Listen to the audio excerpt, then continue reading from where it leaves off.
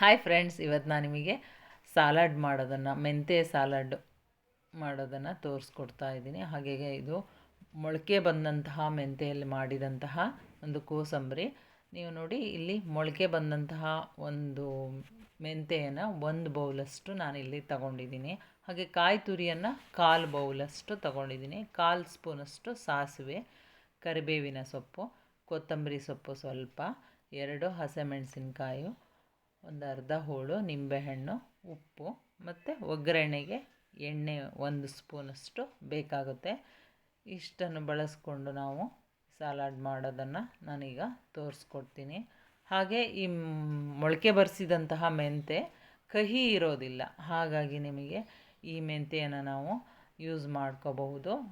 ಕಹಿ ಇದ್ದರೆ ಮಕ್ಕಳು ತಿನ್ನೋದಿಲ್ಲ, ಇದು ಕಹಿ ಇರೋದಿಲ್ಲ.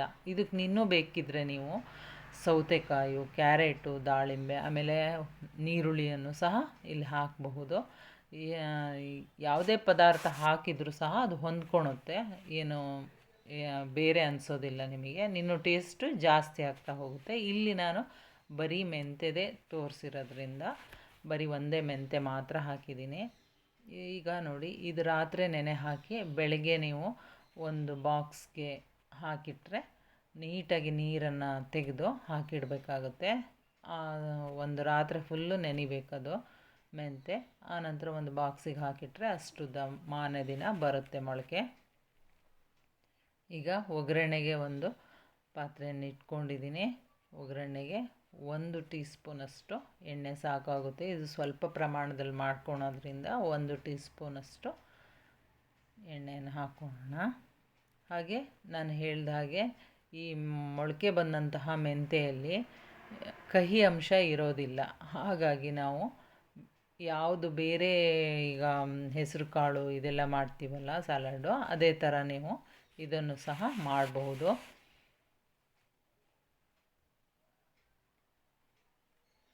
ಈಗ ಸಾಸಿವೆ ಹಾಕಿದ್ದೀನಿ. ಈಗ ಹಸಿಮೆಣಸನ್ನು ಹಾಕೋಣ. ನೀವು ಹಸಿಮೆಣಸ್ಗಿಂತ ಒಣಮೆಣಸು ಹಾಕಿದರೂ ಸಹ ಇದು ಟೇಸ್ಟ್ ಚೆನ್ನಾಗಿರುತ್ತೆ. ಒಣಮೆಣಸು ಸಹ ನಾವಿಲ್ಲಿ ಹಾಕಬಹುದು ಇದಕ್ಕೆ. ಆನಂತರ ಕರಿಬೇವಿನ ಸೊಪ್ಪನ್ನು ಹಾಕೋಣ. ಹಾಗೆ ಈ ವಿಡಿಯೋನ ಆದಷ್ಟು ಲೈಕ್ ಮಾಡಿ, ಶೇರ್ ಮಾಡಿ ಮತ್ತು ಸಬ್ಸ್ಕ್ರೈಬ್ ಮಾಡಿ. ಇಷ್ಟ ಆದರೆ ಸಾಕಾಗುತ್ತೆ. ಹಸಿಮೆಣಸು ಒಂಚೂರು ಬೆಂದಂಗಾದರೆ ಸಾಕು. ಈಗ ಇಳಿಸ್ಕೊಳ್ಳೋಣ. ಗ್ಯಾಸ್ ಆರಿಸಿದ್ದೀನಿ. ಈಗ ಆರಿದಂತಹ ಇದಕ್ಕೆ ಒಗ್ಗರಣೆಗೆ ಮೊದಲಿಗೆ ಈ ಮೊಳಕೆ ಬಂದಂತಹ ಮೆಂತ್ಯೆಯನ್ನು ಹಾಕ್ಕೊಂಡಿದ್ದೀನಿ.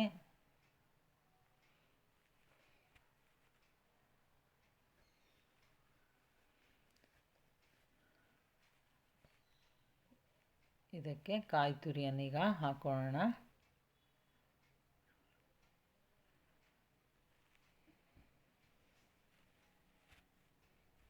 ಕಾಯಿ ತುರಿಯನ್ನು ಹಾಕೋಣ.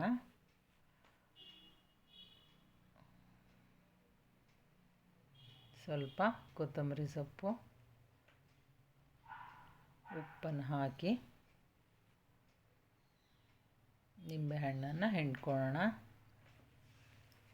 ನೀವು ನಿಂಬೆಹಣ್ಣು ಹುಳಿ ತಿನ್ನೋದಿದ್ದರೆ ಜಾಸ್ತಿ ಹಾಕ್ಕೋಬೋದು. ಇಲ್ಲಿ ಇಷ್ಟು ಪ್ರಮಾಣದಲ್ಲಿ ಸಾಕಾಗುತ್ತೆ. ಈಗ ನಾವು ಕರಿಬೇವಿದೆಯಲ್ಲ, ಆ ಕರಿಬೇವು ಗರಿ ಗರಿ ಆಗಿದೆ, ಹಾಗಾಗಿ ಅದನ್ನು ಸಹ ನೀಟಾಗಿ ಪುಡಿ ಮಾಡ್ಕೊಳ್ಳೋಣ ಕೈನಲ್ಲೇ.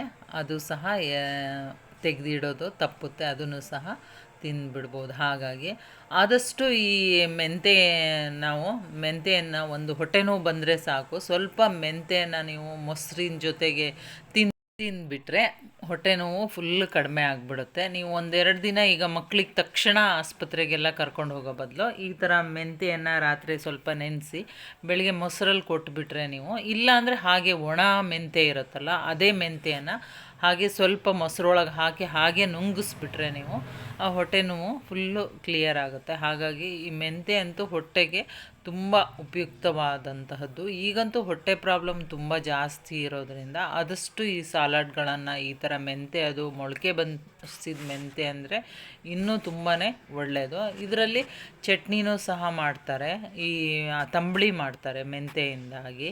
ಆಮೇಲೆ ಹೇರ್ ಫಾಲ್ ಆಗ್ತಿದ್ರೆ ನೀವು ಹೇರಿಗೂ ಸಹ ಕೆಂಪು ಚಟ್ನಿನೂ ಸಹ ತುಂಬ ಚೆನ್ನಾಗಿರುತ್ತೆ. ಅದನ್ನು ತುಂಬ ದಿನ ಶೇಖರಣೆ ಸಹ ಮಾಡಿ ಇಟ್ಕೋಬೋದು. ಹಾಗೆ ಈ ಒಂದು ರೊಟ್ಟಿಗಾಗಿರ್ಬೋದು, ದೋಸೆಗಾಗಿರ್ಬೋದು, ಚಪಾತಿಗೆ ಎಲ್ಲ ಚೆನ್ನಾಗಿರುವಂತಹ ಒಂದು ಕೆಂಪು ಚಟ್ನಿಯ ರೆಸಿಪಿಯನ್ನು ಸಹ ನಾನು ಇಲ್ಲಿ ಹಾಕ್ತೀನಿ ಮುಂದಿನ ವೀಡಿಯೋಗಳಲ್ಲಿ.